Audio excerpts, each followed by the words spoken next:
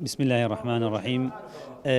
دەستگای خێرخوازی بەخشین مەک و نەریتی ساڵانی ڕابرد و ئەم ساڵش بە بۆنەی هاتنی مانجی ڕەمەزانی پیرۆز چەندین پرۆژەی ناوازەی ڕاگەیاندوە. یەک لەو پرۆژانە کە ئەمڕۆ جێبەجێ دەکەین دابشکردنی سەبەتە خۆراکە. ئەمڕۆ ئێمە لە نووسنگەی خەلیفانی دەستگای خێرخوازی بەخشین دابشکردنی 100 سەبەتە خۆراک دابش دەکەین بەسەر خەڵکی فەقیر و هەژار. لێرەوە جێخۆیەتی دەستخۆشی لە خێرخوازان و خوات پێداوام بکەین کە هەمیشە پاڵپشتی پرۆژەکانی دەستگای خێرخوازی بەخشین بووینە بۆ فەقیر و هەژار و کەم ئەندامان و خاوەن پێداویست تایبەتەکان.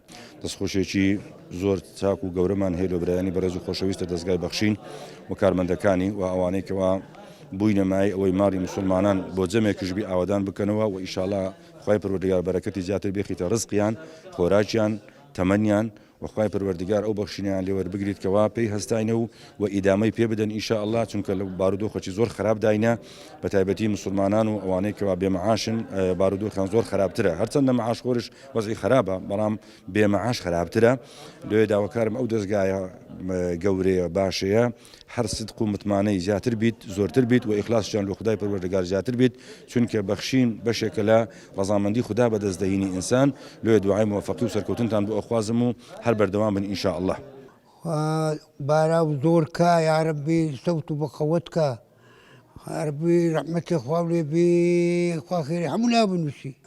کاری هەندیە لەوەی خێرتر باشتر هەیە، بەخشیش لەوەی خۆشتر هەیە، خێر لەوەی گەورەتر هەیە بەو ڕەمەزانەی کاکە.